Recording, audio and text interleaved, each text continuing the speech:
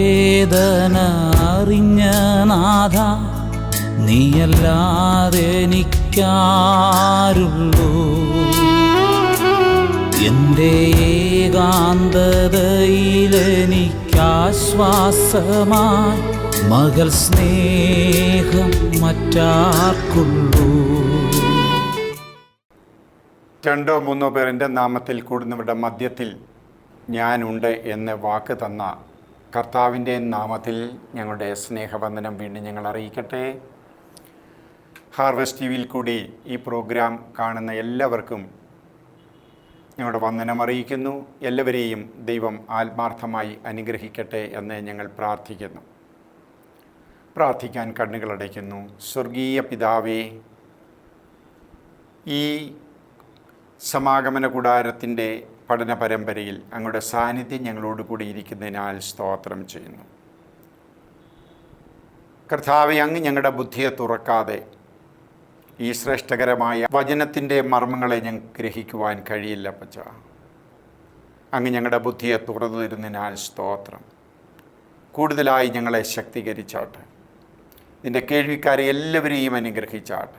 ഇത് സ്പോൺസർ ചെയ്യുന്ന അങ്ങയുടെ കുഞ്ഞുങ്ങൾ, ഹാർവസ്റ്റ് ടിയുടെ എല്ലാ മെമ്പേഴ്സ് എല്ലാവരെയും അങ്ങയുടെ കരങ്ങളിൽ ഏൽപ്പിക്കുന്നു. പ്രാർത്ഥന കേട്ടതിനാൽ സ്തോത്രം. യേശുവിൻ്റെ നാമത്തിൽ തന്നെ ആമേൻ. സമാഗമന കൂടാരം എന്ന പരമ്പര ഹാർവസ്റ്റ് ടി വിയിൽ കൂടി പ്രക്ഷേപണം ചെയ്യുവാൻ ദൈവം സഹായിക്കുന്നു. ഞങ്ങളെ പ്രോത്സാഹിപ്പിക്കുന്ന ലോകത്തിൻ്റെ വിവിധ സ്ഥലങ്ങളിലുള്ള എല്ലാവരെയും ഓർത്ത് ഞങ്ങൾ ദൈവത്തെ സ്തുതിക്കുന്നു. അവരെ എല്ലാവരെയും കർത്താവ് അനുഗ്രഹിക്കട്ടെ എന്ന് ഞങ്ങൾ പ്രാർത്ഥിക്കുന്നു.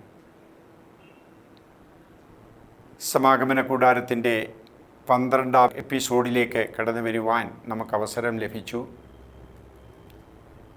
ഈ 12ാമത്തെ എപ്പിസോഡ് 5ാമത്തെ ചാപ്റ്ററിലാണ് ക്രമീകരിച്ചിരിക്കുന്നത്. ഇന്നത്തെ ഈ എപ്പിസോഡിൽ കൂടി ദൈവം നമ്മോട് സംസാരിക്കേണ്ടതിനായിട്ട് എല്ലാവരും പ്രാർത്ഥനയോടുകൂടി ആയിരിക്കണമെന്ന് അപേക്ഷിക്കുന്നു. പിശാചിനെ ഒട്ടും ഇഷ്ടപ്പെടാത്ത വിഷയങ്ങളാണ് ദാനിയേൽ പ്രവചനവും വെളിപ്പാട് പുസ്തകത്തിലെ വിഷയങ്ങളും സമാഗമന കൂടാരവും ഒക്കെ തന്നെ. ഈ വിഷയങ്ങളിലൊക്കെ ദൈവജനം വിശുദ്ധിയിലേക്ക് വരും, വേർപാടിലേക്ക് വരും.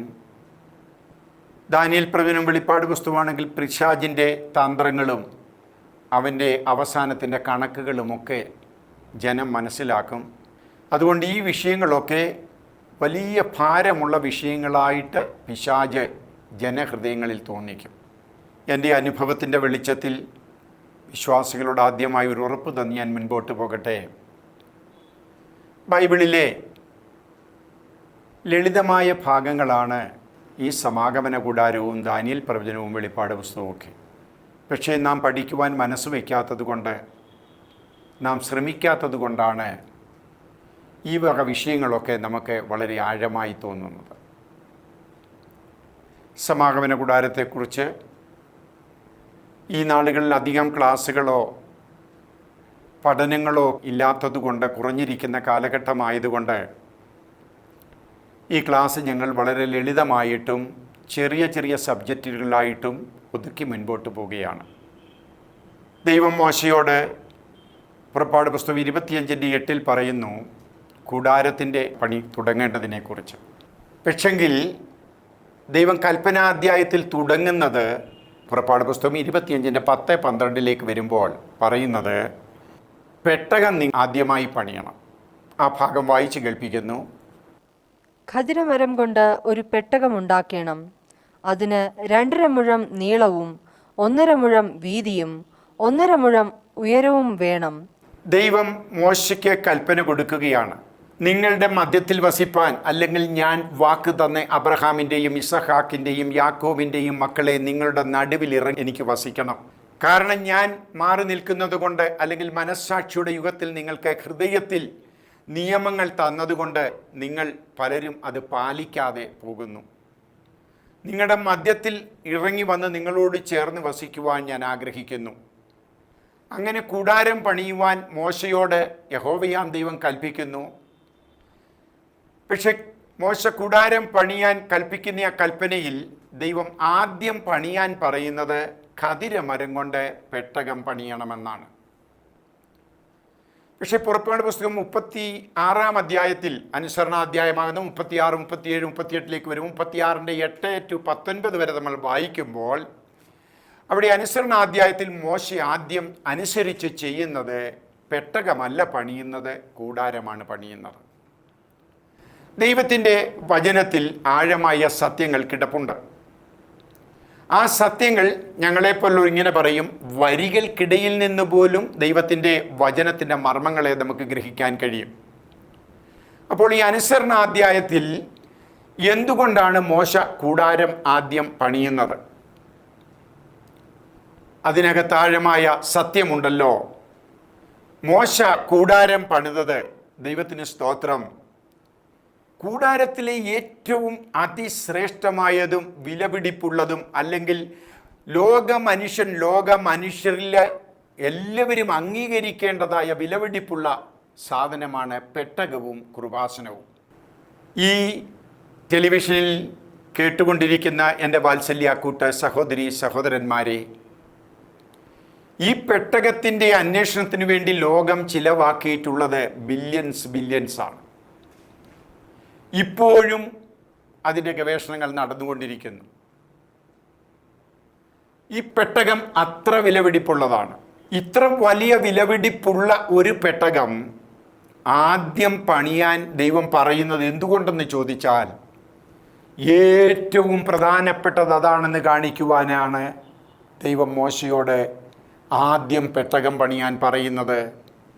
എന്നാൽ അനുസരണാധ്യായത്തിൽ വരുമ്പോൾ മോശ കൂടാരം പണിയാൻ കാരണം എന്തെന്ന് ചോദിച്ചാൽ, ഇത്രയും വലിയ പെട്ടകം പണിതിട്ട് ഒരിക്കൽ പോലും അതിനെ പുറത്തു വയ്ക്കുവാനോ ഒരു ഷീറ്റിട്ട് മൂടുവാനോ അല്ലെങ്കിൽ അത് മാറ്റി വയ്ക്കുവാനോ ഒരിക്കലും സാധ്യമല്ല. കാരണം അത്ര അർത്ഥപൂർണമാണ്, അത്ര വിലപിടിപ്പുള്ളതാണ് ഈ പെട്ടകം. പെട്ടകത്തേക്കുള്ള ചാപ്റ്ററിലേക്ക് വരുമ്പോൾ പെട്ടകത്തിൻ്റെ ഭാഗം ഞങ്ങൾ പറയുന്നു. എന്നാൽ ഈ കൂടാരപ്പണിയെക്കുറിച്ച് പറയുമ്പോൾ ദൈവം മോശയോട് പെട്ടകത്തെക്കുറിച്ച് പറയുന്നതിൻ്റെ അർത്ഥം പെട്ടകത്തിൻ്റെ മാന്യത, വലിപ്പം, വില ഒക്കെ നാം മനസ്സിലാക്കാൻ വേണ്ടിയാണ്. മോശ കൂടാരം ആദ്യം പണിതതിൻ്റെ കാരണം എന്തെന്ന് ചോദിച്ചാൽ, പെട്ടകത്തിൻ്റെ വില ദൈവം പറഞ്ഞതിനേക്കാട്ടിലും അപ്പുറമെന്ന് മോശയ്ക്ക് മനസ്സിലാക്കിയത് കൊണ്ടാണ് മോശ ആദ്യം കൂടാരം പണിയുന്നത്. പക്ഷേ പഠിക്കേണ്ടതാകുന്ന നമ്മൾ ദൈവവചനം പഠിക്കുമ്പോൾ എങ്ങനെയാണ് മുൻപോട്ട് പോകേണ്ടത്? ദൈവവചനം പഠിക്കുന്ന നമ്മൾ, മോശയോട് ദൈവം പറഞ്ഞു പെട്ടകം പണിയണം, മോശ കൂടാരം പണിയുന്നു. അതുപോലെ പഠിക്കുന്നതായ നമ്മൾ ഓരോരുത്തരും ആദ്യം പഠിക്കേണ്ടത് കൂടാരത്തിൻ്റെ പ്രാകാരത്തെക്കുറിച്ചും പ്രാകാരത്തിന് ചുറ്റും നാട്ടിയിരിക്കുന്ന തൂണുകളെക്കുറിച്ചും ആ തൂണുകളുടെ ചുറ്റും വലിച്ചു കെട്ടിയിരിക്കുന്ന വാതിൽ മറയെക്കുറിച്ചും ആ വാതിൽ മറ തൂക്കിയിരിക്കുന്ന വെള്ളിക്കൊളുത്തുകളെക്കുറിച്ചും ആ കൊളുത്തുകളുടെ വിവിധ അർത്ഥങ്ങളെക്കുറിച്ചും ആ കൊളുത്തുകളിൽ നിന്നും തൂണുകളിലേക്ക് വന്നിരിക്കുന്ന ചരടുകളെക്കുറിച്ചും, അതിനുശേഷം ആദ്യമായി നാം ചെന്നെത്തേണ്ടത് സമാഗമന കൂടാരത്തിൻ്റെ കിഴക്ക് ഭാഗത്തുള്ള 4 തൂണിൽ നിർത്തിയിരിക്കുന്ന വാതിൽ മറയിലേക്കുമാണ്. Praise the Lord. അപ്പോൾ നാം ആദ്യമായി പഠിക്കേണ്ടത് പ്രാകാരത്തെക്കുറിച്ചും അതിൻ്റെ വിവിധ ഭാഗങ്ങളെക്കുറിച്ചുമാണ്. അതിനുശേഷമാണ് നമുക്കിതിനകത്തേക്ക് കടന്ന് അകത്തുള്ള പെട്ടകം, ശുദ്ധീകരണത്തിൻ്റെ തൊട്ടി, അതിനുശേഷം അകത്തേക്കുള്ള മുൻകൂടാരം, അതിന് പിൻപിലുള്ള അതിവിശുദ്ധ സ്ഥലം അല്ലെങ്കിൽ പിൻകൂടാരം ഒക്കെ നമുക്ക് പഠിക്കേണ്ടത്. സമാഗമന കൂടാരം ഞങ്ങൾ ആദ്യം ഓർപ്പിച്ചതുപോലെ വളരെ ആഴങ്ങളും അർത്ഥങ്ങളും ഉള്ളതുകൊണ്ട് അതിൻ്റെ കണക്കുകളൊക്കെ പറഞ്ഞ് ഏകദേശം ഒരു ധാരണ നമുക്ക് മനസ്സിലായെങ്കിലേ മുൻപോട്ട് പഠിച്ചാൽ മനസ്സിലാകുകയുള്ളൂ. സമാഗമന കൂടാരം ഞാൻ ആദ്യമായി പഠിക്കുന്ന കാലഘട്ടത്തിൽ ഇതിൻ്റെ പേരുകളും അർത്ഥങ്ങളും അതിൻ്റെ സംഖ്യകളുടെ അർത്ഥങ്ങളുമൊക്കെ പറയുമ്പോൾ ഞാനും അന്ന് ചിന്തിച്ചിട്ടുണ്ട്, ദൈവമേ ഇങ്ങനെയൊക്കെയാണോ? എന്നാൽ എൻ്റെ മാറിയുള്ള പഠനത്തിൽ പഠിച്ചു വന്നപ്പോൾ സംഖ്യകൾക്കൊക്കെ അതിൻ്റേതായ അർത്ഥം ദൈവം കൊടുത്തിരിക്കുന്നു എന്ന് കണ്ട് ദൈവസേനയിൽ അനേക രാത്രികളിൽ നിന്ന് വിറച്ച അവസരങ്ങളുണ്ട്. അതുപോലെ അർത്ഥങ്ങൾ കൊണ്ടാണ് ദൈവത്തിൻ്റെ വചനം കൂട്ടിച്ചേർത്തിരിക്കുന്നത് എന്ന് വിസ്മരിക്കരുത്. ദൈവത്തിന് സ്തോത്രം. സമാഗമന കൂടാരത്തെക്കുറിച്ച് പഠിക്കുമ്പോൾ അതിന് തിരുവചനത്തിൽ വിവിധ പേരുകൾ കൊടുത്തിട്ടുണ്ട്. ആ പേരുകളുടെ ചാർട്ട് ഞങ്ങളിവിടെ കൊടുക്കുന്നുണ്ട്.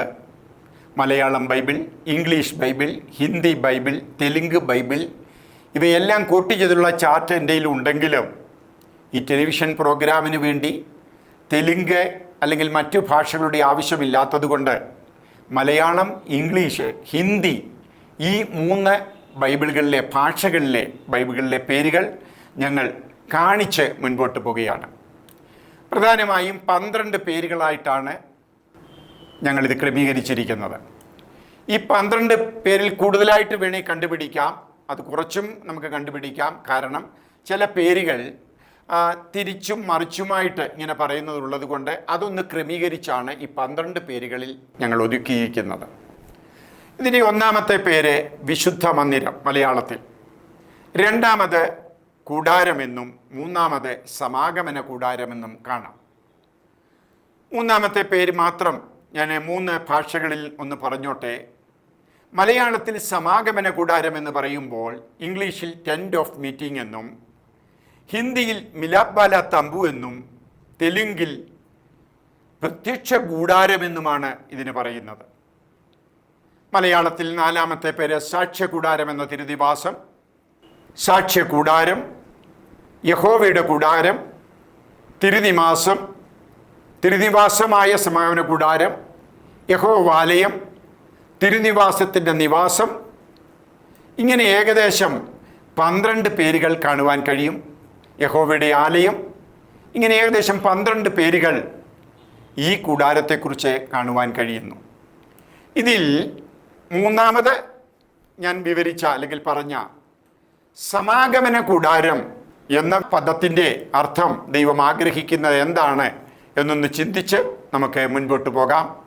സമാഗമന കൂടാരം അല്ലെങ്കിൽ സമ ആഗമന കൂടാരം അഭിനവ മലയാളം ശബ്ദധാരാവലിയിൽ സമാഗമം എന്ന് പറഞ്ഞാൽ കൂടിക്കാഴ്ച, ഒത്തുചേരൽ എന്നൊക്കെയാണ് അതിന് അർത്ഥം. സമ ആഗമനമെന്ന് പറയുമ്പോൾ 2 സ്ഥലത്ത് നിൽക്കുന്ന വ്യക്തികൾ ഏതോ പറഞ്ഞൊക്കുന്ന അല്ലെങ്കിൽ അറിയാമെന്ന ഒരു പോയിന്റിലേക്ക് ഒരേ സമയത്ത് വന്ന് ഒരാളെ കാത്തു നിൽക്കാൻ അനുവദിക്കാതെ ഇരിക്കുന്ന അവസ്ഥയ്ക്കാണ് സമ ആഗമനമെന്ന് പറയുന്നത്. ഒരാൾ നേരത്തെ വന്ന് വെയിറ്റ് ചെയ്തിട്ട് മറ്റൊരാളെ കാത്തു നിൽക്കുന്ന അവസ്ഥയല്ല സമ ആഗമനം. സമ ആഗമനമെന്ന് പറഞ്ഞാൽ 2 വ്യക്തികൾ ഒരുപോലെ ഒരു സ്ഥലത്ത് വന്ന് സമ്മേളിക്കുന്നു, അതാണ് സമ ആഗമനം. സമമായി വരിക. ഇവിടെ ദൈവം ആഗ്രഹിക്കുന്നത് ദൈവവും പാപിയായ മനുഷ്യനും സമമായി വന്ന് സമ്മേളിക്കുന്ന സ്ഥലം. അതാണ് ദൈവം ഈ കൂടാരത്തിന് സമ ആഗമന കൂടാരമെന്ന് പേരിട്ടിരിക്കുന്നത്. ദൈവം പറയുന്നു, ഞാൻ വരാം, ഞാൻ കൃത്യസമയത്ത് പറയുന്ന സമയത്ത് അവിടെ വരാം, പക്ഷെ നീയും അവിടെ വരണം. ഇതിനു വേണ്ടിയുള്ള സ്ഥലമാണ് സമാഗമന കൂടാരം. അഖിലാണ്ട ഘടകത്തെ സൃഷ്ടിച്ച ദൈവം 10,000 കോടി ഗാലക്സിയിലുള്ള ഈ പ്രപഞ്ചത്തെ, അതിലധികം ഗാലക്സിയിലുള്ള ഈ പ്രപഞ്ചത്തെ സൃഷ്ടിച്ച ദൈവം, ആ ദൈവം പറയുന്നു, പാപിയായ മനുഷ്യ, നിനക്ക് വേണ്ടി ഞാൻ ഇറങ്ങി വരാം. പക്ഷെ ഒരു കാര്യം, നീ എൻ്റെ അരികിലേക്ക് കടന്നു വരണം, ഞാൻ നിന്നെ സൃഷ്ടിച്ചവനാണ്. ഈ മെസ്സേജ് അല്ലെങ്കിൽ ഈ ക്ലാസ് ശ്രദ്ധിക്കുന്ന ദൈവമക്കളെ, മനുഷ്യനും ദൈവവും തമ്മിലുള്ള ബന്ധം, എന്നോട് ക്ഷമിക്കണം, ഒരു മുൻകൂർ ജാമ്യമെടുത്ത് ഞാനത് പ്രഖ്യാപിക്കട്ടെ, നാം കാണുന്നതിനപ്പുറം. അടുത്ത 1-2 എപ്പിസോഡുകൾ കഴിയുമ്പോൾ ഞങ്ങൾ ആ ഭാഗം വിവരിക്കുവാൻ താല്പര്യപ്പെടുന്നു. മനുഷ്യൻ ദൈവത്തിൻ്റെ മകനാണ്. പൃഥുപുത്ര ബന്ധത്തിലാണ് ദൈവം ആഗ്രഹിക്കുന്നത്. ആ ഒരു ബന്ധത്തിൻ്റെ തീവ്രത കാണിക്കുവാനാണ് മുടിയനായ പുത്രന് നമ്മൾ ഓമനപ്പേരിട്ട് വിളിക്കുന്ന ആ കഥ ദൈവം തന്നിരിക്കുന്നതും വിവരിച്ചിരിക്കുന്നതും. അപ്പോൾ ദൈവത്തിൻ്റെ മക്കളായ നമ്മളോട് ചേർന്ന് വസിക്കുവാൻ, അല്ലെങ്കിൽ ആ മക്കളുടെ വിഷമങ്ങൾ നേരിട്ടറിഞ്ഞ് അവനെ കെട്ടിപ്പിടിക്കുവാൻ ആഗ്രഹിക്കുന്ന ഒരു ദൈവം, ആ ദൈവം പറയുന്നു, നിങ്ങളുടെ മധ്യത്തിൽ സമ ആഗമന കൂടാരത്തിൽ ഞാൻ വന്ന് നിങ്ങളുടെ മധ്യത്തിൽ വസിക്കാൻ ആഗ്രഹിക്കുന്നു. വെളിപ്പാട് പുസ്തകം 3:20 സഭയ്ക്കകത്ത് നിന്ന് കർത്താവ് പറയുന്നു, ഞാനിപ്പോൾ പുറത്താണ്, ഞാൻ വാതിക്കൽ നിന്ന് മുട്ടുന്നു. ആരെങ്കിലും എൻ്റെ ശബ്ദം കേട്ട് വാതിൽ തുറന്നാൽ ഞാൻ അവനോടും അവൻ എന്നോടും കൂടി അത്താഴം കഴിക്കും. ഞാൻ വാതിക്കൽ നിന്ന് മുട്ടുകയാണ്. ആരെങ്കിലും എൻ്റെ ശബ്ദം കേട്ട് വാതിൽ തുറന്നാൽ ഞാൻ അവനോടും അവൻ എന്നോടും സമമായി രണ്ടുപേരും കൂടെ ചേരണം. അതിൻ്റെ ആഴമായ മർമ്മങ്ങളെ വെളിപ്പെടുത്തുന്ന ഒരു വാക്യം ഞങ്ങൾ വായിച്ചു കേൾപ്പിക്കുന്നു. യിരെമ്യാ പ്രവചനം 34:18 കാളക്കുട്ടിയെ രണ്ടായി പിളർന്ന് അതിൻ്റെ പിളർപ്പുകളുടെ നടുവെ കടന്നുകൊണ്ട് എൻ്റെ മുൻപാകെ ചെയ്ത നിയമത്തിലെ സംഗതികൾ നിവർത്തിക്കാതെ എൻ്റെ നിയമം ലംഘിച്ചിരിക്കുന്നവരെ, കാളക്കുട്ടിയുടെ പിളർപ്പുകളുടെ നടുവെ കടന്നുപോയ യഹൂദാ പ്രഭുക്കന്മാരെയും യെരുശലേം പ്രഭുക്കന്മാരെയും ഷണ്ഡന്മാരെയും പുരോഹിതന്മാരെയും ദേശത്തിലെ സകല ജനത്തെയും തന്നെ ഞാൻ ഏൽപ്പിക്കും. യിരെമ്യാ പ്രവചനം 34:18 കാളക്കുട്ടിയെ രണ്ടായി പിളർന്നിട്ട് അതിൻ്റെ മധ്യത്തിലേക്ക് കടന്നു വന്നുകൊണ്ട് എൻ്റെ മുൻപാകെ നിയമം ചെയ്ത യഹൂദാ പ്രഭുക്കന്മാരെ, യഹൂദാ പുരോഹിതന്മാരെ, യഹൂദാ പ്രമാണിമാരെ, കാളക്കുട്ടിയെ പിളർന്നിട്ട് അതിൻ്റെ മധ്യത്തിലേക്ക് വന്ന് ഇവർ നിയമം ചെയ്തിരിക്കുന്നു. അതിൻ്റെ അർത്ഥം എന്തെന്ന് ചോദിച്ചാൽ, യാഗം നടത്തുമ്പോൾ യാഗത്തിൻ്റെ മധ്യത്തിലേക്ക് സാക്ഷാൽ ദൈവവും അവിടേക്ക് കടന്നു വന്ന് ദൈവത്തോടെ ഉടമ്പടി ചെയ്യുന്ന മനുഷ്യനെയും ആണ് അവിടെ ദൈവം അർത്ഥമാക്കുന്നത്. പാപത്തിൽ കൂടി സഞ്ചരിച്ചു, പാപം ചെയ്തു, വിടുതലിന് വേണ്ടി, വിമോചനത്തിന് വേണ്ടി യാഗം കഴിക്കണം. എല്ലാ മതങ്ങൾക്കും യാഗമുണ്ട്. ഹിന്ദു മതത്തിൽ റയ്യ, സോർത്ത, സോമ യാഗമുണ്ട്. മറ്റു മതങ്ങളിലൊക്കെ യാഗമുണ്ട്. യഹൂദ മതത്തിൽ 5 വിധ യാഗങ്ങൾ കാണുന്നു. അതൊക്കെ പുറകാല വിവരിക്കുന്നു. ഈ യാഗം എല്ലാവരും അംഗീകരിക്കുന്നതാണ്. അതിനകത്തേക്ക് അല്ലെങ്കിൽ അതിൻ്റെ മധ്യത്തിലേക്ക് കടന്നു വരണം. അതിനെക്കുറിച്ച് യഹൂദ പാരമ്പര്യം പറയുന്നതൊക്കെ ഉണ്ടെങ്കിലും ഞാനിപ്പോൾ അവിടെ നിൽക്കുന്നില്ല. ഇതിൻ്റെ മധ്യത്തിലേക്ക് യഹോവയാം ദൈവം കടന്നു വരുമ്പോൾ അവിടേക്ക് അർപ്പകനും കടന്നു വരണം. അവിടെ കടന്നു വന്നിട്ട് ദൈവത്തിൻ്റെ മുൻപാകെ അവൻ്റെ പാപങ്ങളെ ഏറ്റുപറഞ്ഞിട്ട് ഉടമ്പടി ചെയ്യുകയാണ്. പക്ഷേ ആ ഉടമ്പടിയിൽ നിന്നും ഒരു സമയത്തും മനുഷ്യന് മാറിപ്പോകാൻ കഴിയില്ല. ഇവിടെയാണ് സമ ആഗമനം നടക്കുന്നത്. ദഹിപ്പിക്കുന്ന അഗ്നി എന്ന് നമുക്ക് പറയാമെന്ന ദൈവം തമ്പുരാനും മനുഷ്യനും തമ്മിൽ ഒരുമിച്ച് സമ്മേളിച്ച് വിടുതൽ പ്രാപിക്കുന്ന സ്ഥലം, അതാണ് സമാഗമന കൂടാരം. ദൈവം അതിനായിട്ടാണ് ഈ കൂടാരത്തെ, ദൈവത്തിന് സ്തോത്രം, നിങ്ങളുടെ മധ്യത്തിൽ പണിത് നിങ്ങളുടെ മധ്യത്തിൽ എനിക്ക് വസിക്കണമെന്ന് പറയുന്നത്. മനുഷ്യനു വേണ്ടി അവിടേക്ക് ഇറങ്ങി വരുവാനും ആവശ്യമുള്ള മനുഷ്യൻ, അല്ലെങ്കിൽ സമർപ്പണമുള്ള മനുഷ്യൻ, ദൈവത്തെ പിതാവായി അംഗീകരിക്കുന്ന മനുഷ്യൻ അവിടേക്ക് കടന്നു ചെന്ന് ദൈവത്തോടു കൂടി കൂടണം. അതാണ് ദൈവം ആഗ്രഹിക്കുന്നത്, സമ ആഗമനം. ഈ കൂടാരം പലർക്കും പലതിനും സാദൃശ്യമായിരുന്നു, പലർക്കും നിഴലായിരുന്നു.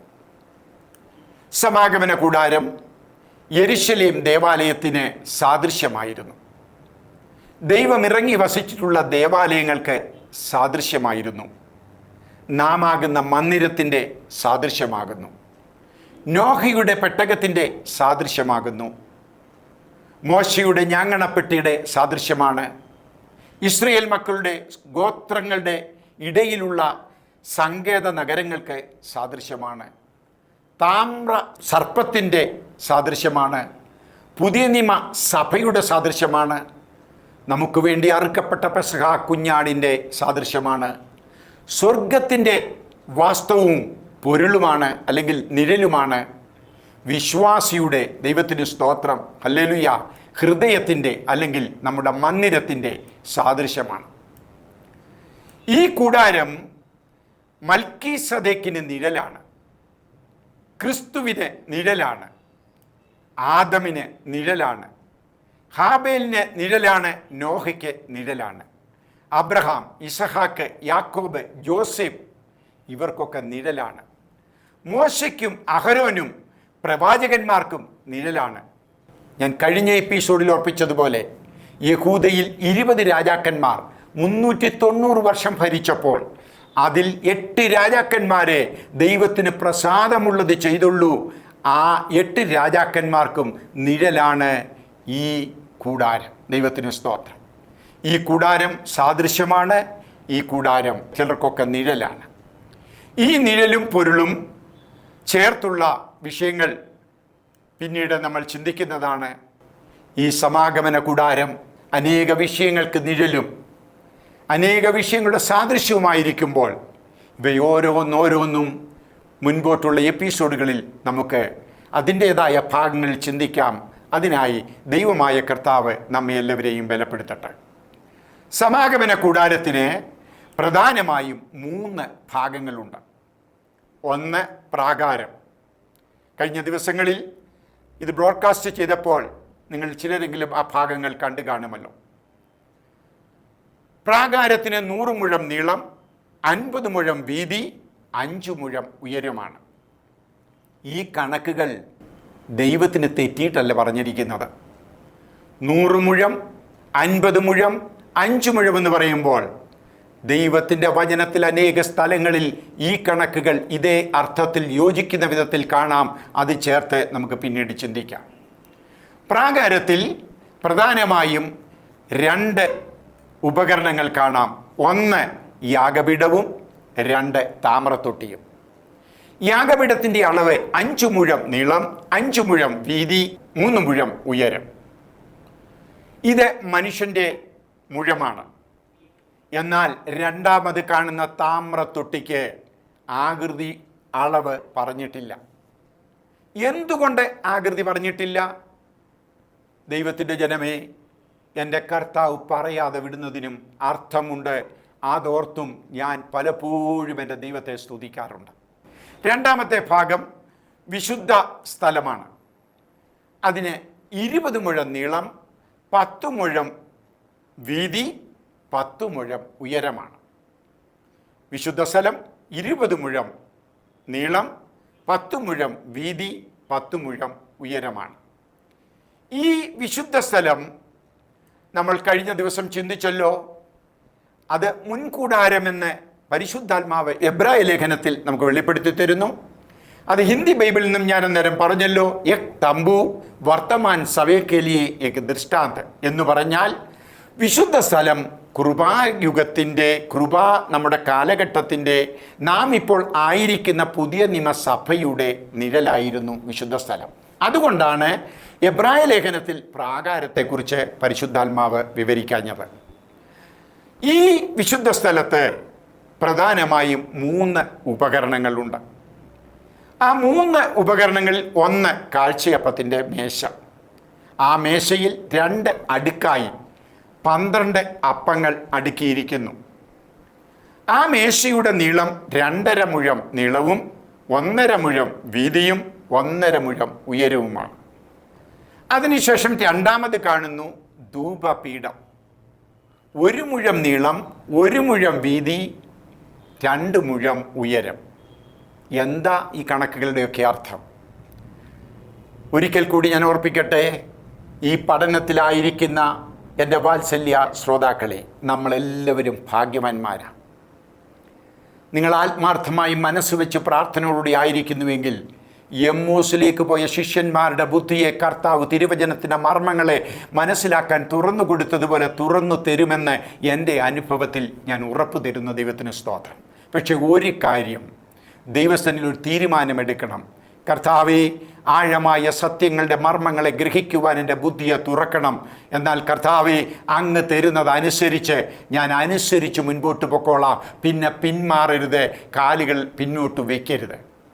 മൂന്നാമത്തെ ഉപകരണമാണ് അവിടെ കവരവിളക്ക്.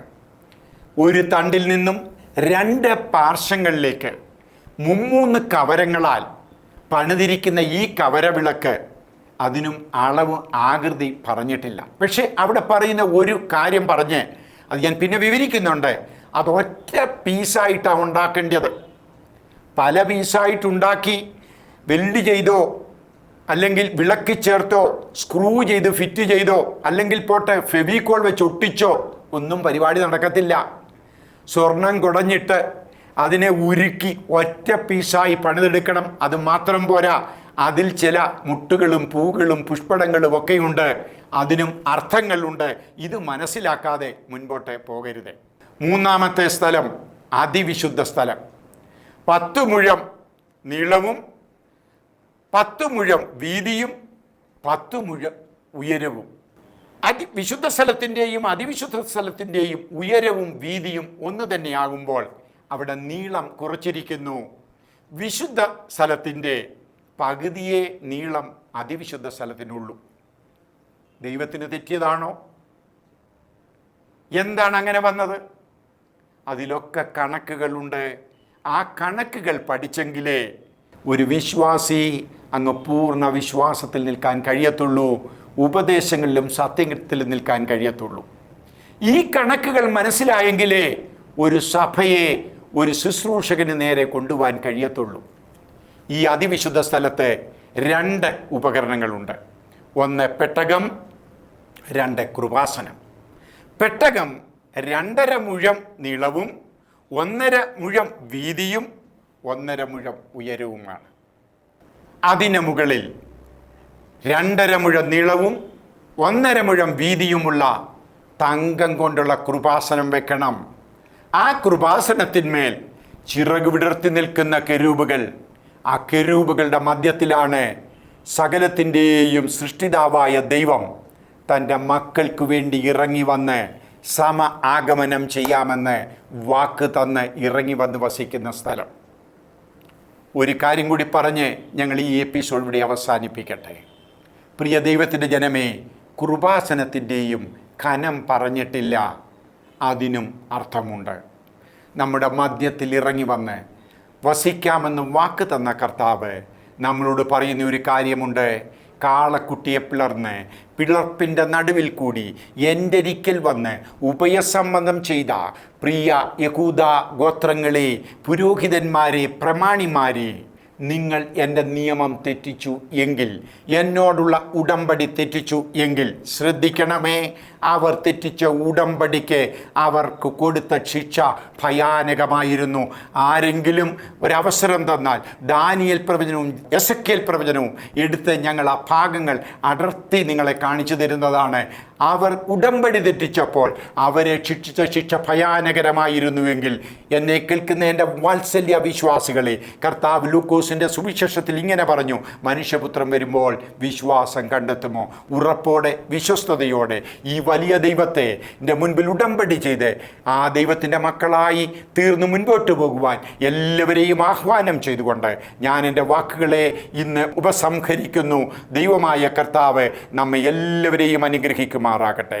പ്രാർത്ഥിക്കുന്നു. സ്വർഗീയ പിതാവേ, നല്ല കർത്താവേ, ഞങ്ങൾ സ്തോത്രം ചെയ്യുന്നു. അങ്ങയുടെ തിരുമുൻപിൽ വന്ന് കർത്താവ് അങ്ങയുടെ ആലയത്തെക്കുറിച്ച് ചിന്തിക്കുവാൻ ഞങ്ങൾക്ക് അവസരം തന്നല്ലോ. കൂടുതലായി ഞങ്ങളെ ശക്തീകരിച്ചാട്ടെ. പ്രാർത്ഥന കേട്ടതിനാൽ സ്തോത്രം. ജീവൻ തന്ന യേശു തമ്പുരാന്റെ മഹത്വമുള്ള നാമത്തിൽ തന്നെ ആമേൻ. എന്നേശുവേ, നീ എന്നെയും നടത്തുന്നതാ